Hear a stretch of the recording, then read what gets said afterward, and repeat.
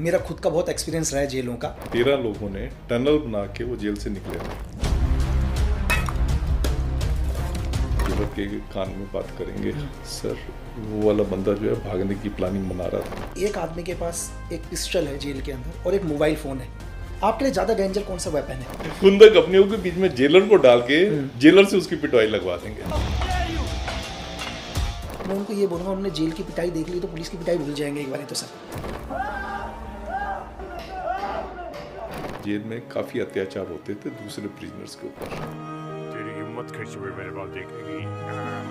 किसी की हिम्मत नहीं होती थी कि वो उसका सामना कर सके। तो मैंने ऐसे भी देखे हैं लोग जिनको उठा के लाना पड़ता है सर, वो 4 दिन तक तो चल नहीं पाते। HHMD, एक्सरे मशीन, फिर भी कैसे नशा अंदर तक जाता है सर। और जेल स्टाफ पैसे लेने के लिए चले जाते थे। गैंगस्टर के पास अगर मोबाइल आ गया तो पूरे शहर को हिला के, पूरे देश को हिला के रखा। कि एक गैंगस्टर तो जेल के अंदर ही दूसरे गैंगस्टर को शूट आउट कर देता है सर। अगर इसको हम जेल में दाना डालेंगे, इसकी बेल करवा देंगे, इसको अच्छा खाना देंगे। मेरे जीवन में ऐसी जेल ही नहीं थी कि जहाँ करप्शन नहीं सर। अगर देश के प्रधानमंत्री को भी डर लगेगा ना सर, तो ईमानदार व्यक्ति से डर लगेगा। मोबाइल फोन का जो उन्होंने ट्रैक किया उसके बेस पर उन्होंने और बड़े गैंगस्टर्स को पकड़ा है। लेकिन फिर भी इस देश में हत्याएं बंद नहीं हुई, रेप बंद नहीं हुए, अत्याचार बंद नहीं हुए। कि अगर मुंशी और नंबरदार ना हो या सेवादार ना हो, हम जेल चला नहीं सकते। तिहाड़ से सर चार्ल्स सोबरास जैसा आदमी निकल जाता है सर। जब रक्षक ही भक्षक बन रहे। एक बार फिर लक्की बीस अनकट पॉडकास्ट में, एशिया की सबसे बड़ी जेल तिहाड़, जहां हर दीवार के पीछे एक डरावनी कहानी छुपी है। आज एक ऐसे जेलर जिन्होंने 35 साल ऐसे पलों को जिया है जिनके बारे में एक आम इंसान सोच भी नहीं सकता। रंगा बिल्ला से लेकर अफजल गुरु की फांसी तक कुख्यात अपराधी हर रोज इनके सामने, और उन्होंने बोला कि जेल सिर्फ सजा के लिए नहीं है बल्कि सुधार के लिए कई लड़ाइयाँ लड़ी। और ब्लैक वारंट जैसी चर्चित किताब के लेखक और नेटफ्लिक्स के चेहरे और हमेशा सुधारवादी सोच के प्रतीक हमारे आज के special guest Sunil Gupta ji. Sir आपका बहुत बहुत स्वागत है अनकट पॉडकास्ट में, और आपने अपना वक्त दिया सर। Thank you.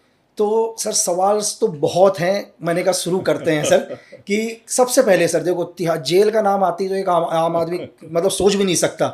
तो शायद जब आप पहली बार आपको लगा यार मुझे तिहाड़ के अंदर गए आप, तो पहली बार कैसा फील हुआ सर? क्योंकि एक अलग दुनिया, वो एक डिफरेंट दुनिया।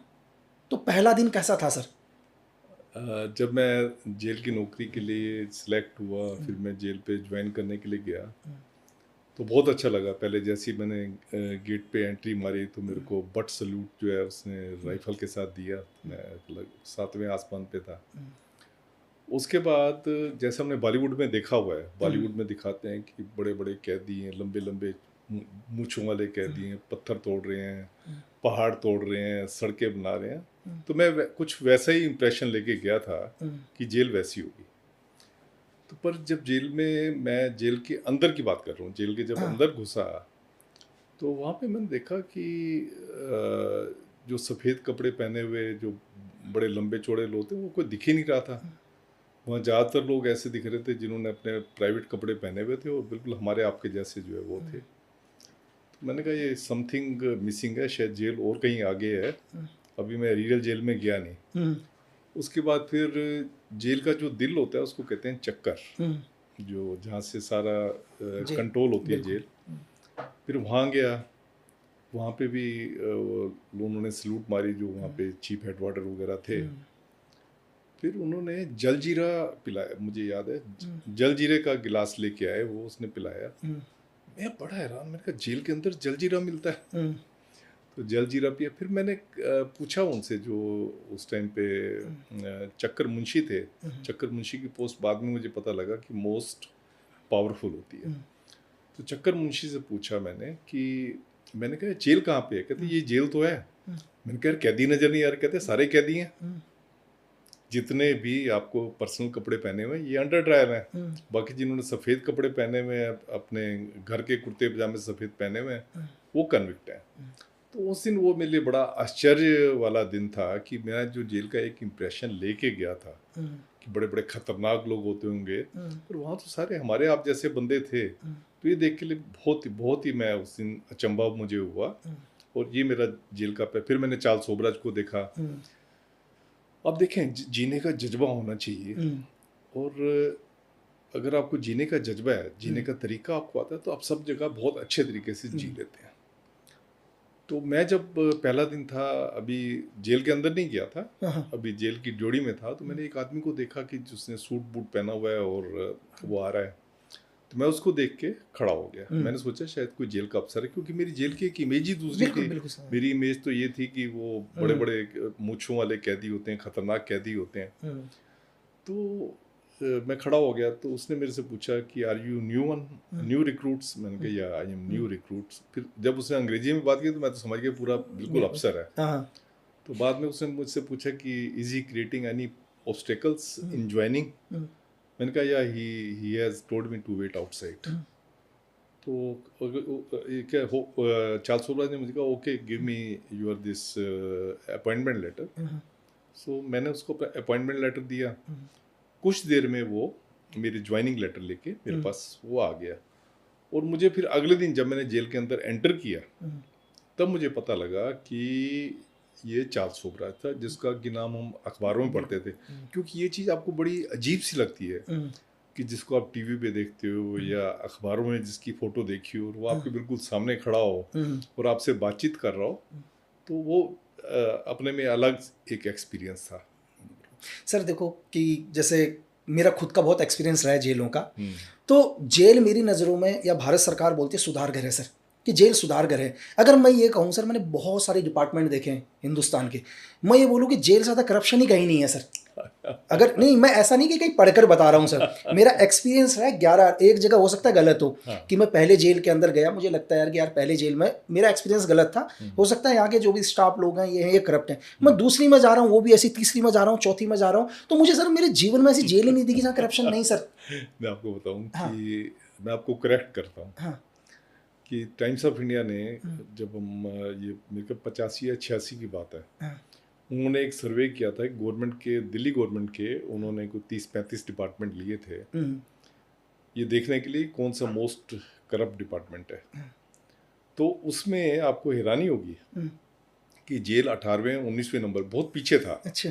और जो मैं आपको अपना पर्सनल एक्सपीरियंस बता रहा हूँ, देखें अगर बाहर करप्शन है, जेल के बाहर करप्शन है, तो जेल में करप्शन होगी। बिल्कुल। एक गार्बेज डंप है सोसाइटी का जो वहाँ पे आया है। बिल्कुल सर। कई सारे अफसर भी ऐसे होते हैं जिनको कि वहाँ पे आपने एज ए पनिशमेंट पोस्टिंग आपने की होती है, तो उनसे आप क्या उम्मीद करोगे। पर मैं आपको जो स्टैटिस्टिक्स बताऊंगा, बिल्कुल मेरी पर्सनल इसमें उसकी बनाई हुई स्टैटिस्टिक्स हैं। जेल में 30% स्टाफ जो है आपको बिल्कुल ईमानदार मिलेगा। लेकिन वो भारी मिलते हैं सर, उनको अंदर आने नहीं देते, उनको गेट के अंदर नहीं आने देंगे, वो भारी ड्यूटी रहेगी सर उनकी। 30%, चलो जो भी आप जैसे भी कहो, 30% स्टाफ आपको ईमानदार मिलेगा। आपको 30% स्टाफ किसी और डिपार्टमेंट पे इतना ईमानदार नहीं मिलेगा जो जेल में मिलेगा। इसके अलावा 30% आप कह रहे हो हाईली करप्ट हैं, वो जो कि मतलब पैसे के लिए कुछ भी कर देंगे। 40% लोग जो है निखद्दड़ है। ये जो निखद्दड़ का जो एक वो है परसेंटेज है, बहुत ज़्यादा है यहाँ पे। निखद्दड़ ऐसे होते हैं कि जो जिनको कोई कामकाज नहीं आता, पैसे के लिए भी कुछ भी कर सकते हैं, कुछ समझ भी नहीं है उनको। तो 30% जो ईमानदार है, जो एफिशिएंट है, उनकी वजह से आप लगाओ जेल चल रही है। और आपकी जो आपका जो क्वेश्चन है कि बहुत करप्शन है, बहुत करप्शन मैं नहीं कह सकता, क्योंकि अगर मैं फिर अपने एक्सपीरियंस से कह रहा हूँ कि अगर आप पुलिस के साथ इसको कंपैरिजन करोगे, पुलिस में जहाँ 90% करप्ट होंगे, यहाँ पे आपको 70% मिलेंगे। मतलब उससे परसेंटेज काफ़ी कम है। तो सर जैसे जेल के अंदर क्या है, बड़े बड़े लोग ऑपरेट करते हैं। एक क्या होता है, जो बड़े बड़े गैंगस्टर्स को मैंने देखा, जो जेल के अंदर, वो नए लड़का कोई भी आया, अंडर ट्रायल वाला है, उसको वॉच कर लेते हैं उसको। तो नए लड़के से काम करवाना, चीज़ें करना, उन्हें लगता है लड़का 20-25 दिन 15 दिन में छूट जाएगा, तो उसको सुविधाएं भी दे देते हो। तो एक नए लड़के को लगता है यार भाई तो यहाँ बढ़िया तरीके से रह रहा है, 20,000 के जूते पहन रखे हैं उसने, बढ़िया 10,000 का ट्रैक सूट। तो लड़के के अंदर पहली बार क्या आता है कि यार नहीं ये लाइफ है असली। तो कैसे ये लोग नए लड़के को वो करते हैं सर, ट्रैप करते हैं। तो ये भी जेल के अंदर चलता है, लेकिन ये बिना उन 30% करप्ट लोगों की बिना मतलब साज घाट के नहीं चलेगा सर। लेकिन अगर मैं बोलूँ कि एक बहुत बड़ा रेशियो भी होता है कि एक छोटा लड़का जब क्राइम करके जाता है और उसको सारी सुविधाएं अंदर मिल जाती हैं, उसको फिर जेल लगती ही नहीं है सर, उसको लगता है कुछ भी नहीं है सर ये। लेकिन जब वो असली में फंसता है तब उसको पता चलता है अब तो मेरे को उम्र कैद हो गई है, भाई लोग आप मुझे नहीं देखेंगे। तो आने वाला यूथ इसको नहीं समझ पा रहा है सर। जी, इस देखें क्या होता है हाँ। कि जो जेल की ड्यूटी है, हम्म, सबसे पहली ड्यूटी जो जेलर की होती है वो होती है सेफ एंड सिक्योर कस्टडी, कि कोई किसी प्रिजनर को नुकसान ना पहुंचाए, कोई मारे नहीं, पीटे नहीं। सबसे पहली सेफ एंड सिक्योर कस्टडी। दूसरा जेलर का जो फंक्शन होता है वो है कि आप उसको एक मिडिल क्लास जो फैसिलिटीज़ होती है वो जेल के अंदर आप देंगे। इसलिए कई लोग कहते हैं कि क्योंकि ज़्यादा तो झुग्गी झोपड़ी क्लास है जो जेल के अंदर होती है, 85% लोग जो है जेल के अंदर ऐसे होते हैं जो कि स्लम क्लस्टर या low economic strata of the society से जो आते हैं, जिसमें कि 1 लाख रुपए साल की जो है आप कह लो जिनकी इनकम है, 8,000 रुपये महीने की इनकम है, ऐसे लोग होते हैं 85%। तो और यहाँ पे जैसे मैंने आपको बताया मिडिल इनकम ग्रुप वाली हमने फैसिलिटी देनी होती है। तो कई लोग कहते हैं कि इनको जो घर में ये फैसिलिटी नहीं मिलती वो आप यहाँ दे रहे हो तो ये जेल छोड़ के क्यों जाएंगे, ये इस बात पे मैं बाद में आऊँगा। तीसरा फंक्शन जो है हमारा जेल का है रिफॉर्मेशन, रिहेबिलिटेशन और reintegration of the prisoner into the society. ये जो रिफॉर्मेशन का जो फंक्शन है ये काफ़ी लेट हमारे इसमें ऐड हुआ है, पर अभी भी ज़्यादातर जेलर जो है अपनी ड्यूटी ये समझते हैं, वो कहते हैं जेल से कोई भागे नहीं, जेल में कोई मरे नहीं, तो हमारी जेल बहुत अच्छी चल रही है। रिफॉर्मेशन वगैरह के लिए वो खुद अकाउंटेबल नहीं होते, पर अब धीरे धीरे रिफॉर्मेशन के लिए भी जेलर को अकाउंटेबल किया जा रहा है। उसकी जो कॉन्फिडेंशियल रिपोर्ट होती हैं उसमें लिखा जाता है कि इसका कितना पॉजिटिव एटीट्यूड है। अगर उसका पॉजिटिव एटीट्यूड होता है तो उसको नंबर मिलते हैं और उसकी सीआर जो है आउटस्टैंडिंग या एक्सीलेंट जो भी है उसी के हिसाब से बनती है। तो ये उनकी ड्यूटी अब बन गई है कि जो प्रिजनर है जेल में आया है उसको जो है रिफॉर्म करें। अच्छा, इसके अलावा जो है जो बहुत बड़ी ड्यूटी होती है वो ये है जो फर्स्ट टाइम ऑफेंडर होते हैं उनको जो है हैबिचुअल ऑफेंडर से दूर रखना, क्योंकि फर्स्ट टाइम ऑफेंडर है जैसे जेल में आया, हैबिचुअल ऑफेंडर जो है वो कोशिश करते हैं कि एक रिक्रूट करने की उनको जगह में वो उसी की बात कर रहा था। तो वो अगर उनके साथ कांटेक्ट में आ गए, उनको कोई लड़का लगा कि वाकई हमारे मतलब का है, अगर इसको हम जेल में दाना डालेंगे, इसकी बेल करवा देंगे, इसको अच्छा खाना देंगे तो ये हमारे बाद में काम आ सकता है, तो वो लोग जो हैबिचुअल प्रिजनर है वो उसकी बेल भी करवा देंगे, उसको खाना भी अच्छा देंगे, जेल में सारी सुविधाएं अच्छी देने की कोशिश करेंगे। तो जेल प्रशासन का ये फर्ज होता है कि जो हैबिचुअल प्रिजनर है उनको कैजुअल प्रिजनर के बिल्कुल भी कांटेक्ट में ना आने दें। कांटेक्ट में आने के जेल के अंदर तो कांटेक्ट में नहीं आने देंगे, उसके बाद जैसे कोर्ट में जाते हैं तब कई बार कांटेक्ट में आ जाते हैं, ड्यूटी में जब जाते हैं मुलाकात करने के लिए जाते हैं तब कांटेक्ट में आ जाते हैं। तो ये सबसे बड़ी ड्यूटी होती है कि उनको उनके कांटेक्ट में ना आते हैं। देखें जो कैजुअल प्रिजनर होते हैं करीब करीब 70% जो कैजुअल प्रिजनर होते हैं with in 6 month of their arrival वो छूट जाते हैं। खाली 30% होते हैं जो मर्डर, रेप या ऐसे हीनियस ऑफेंसेस में वो रह जाते हैं। 70% जेल में आने के 6 महीने के अंदर अंदर छूट जाते हैं। तो इसलिए जेलर की ये बहुत सेंसिटिव ड्यूटी है कि वो इनको कांटेक्ट में ना आने दे, ताकि एक नेक्स्ट जो अपराधी है वो बनने से रोका जा सके। सर जैसे मैं आपका बहुत एक्सपीरियंस रहा, 35 साल का एक्सपीरियंस, मैं आपसे पूछूं कि सर एक आदमी के पास एक पिस्टल है जेल के अंदर और एक मोबाइल फ़ोन है, आपके लिए ज़्यादा डेंजर कौन सा वेपन है? एक बड़ा गैंगस्टर जिसको आपको कैसे आपके इन्फॉर्मर ने दे दिया कि सर उसके पास पिस्टल आ गई है जेल के अंदर, या उसके मोबाइल फ़ोन भी यूज़ कर रहे हैं, तो आपके लिए ज़्यादा खतरनाक हथियार कौन सा है सर? देखें इसमें दोनों का कंपैरिजन नहीं है। वैसे दोनों ही चीज़ें रोकनी चाहिए, पर अगर आप कह रहे हो कि इन दोनों में से एक का, नेचुरली पिस्टल जो है बहुत ज़्यादा डेंजरस चीज़ है, क्योंकि पिस्टल आप दिखा के आप तो जेल से भी भाग सकते हैं। किसी को आप हाईजैक करके आप किसी को बंद करो, जेल स्टाफ को हाईजैक करो और अपना भाग जाओ, क्योंकि आपके हाथ में पिस्टल है। तो पिस्टल बहुत खतरनाक चीज़ है। मोबाइल भी खतरनाक चीज़ है, पर मोबाइल की 2 चीज़ें होती हैं। मेरा अपना एक्सपीरियंस कहता है, आपने तो राव वगैरह में काम किया और कई जगह काम किया हुआ है, कई बार जो इन्वेस्टिगेटिव एजेंसीज होती हैं, स्पेशलाइज इन्वेस्टिगेटिव जानबूझ के भी छोड़ते हैं सर। अरे हाँ, बिल्कुल आपने ठीक बात कही है। उनको इससे फ़ायदा होता है, उनको ये पता लगता है कि ये बंदा किस से बात कर रहा है, वो पूरी कॉल को ट्रैक करते हैं।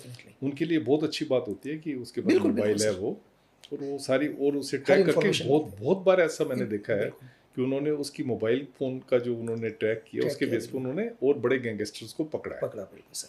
तो नेचुरली पिस्टल जो है वो तो बहुत ही खतरनाक है और मोबाइल भी खतरनाक है। मोबाइल से क्योंकि आप एक किसी की शहर किलिंग भी करवा सकता है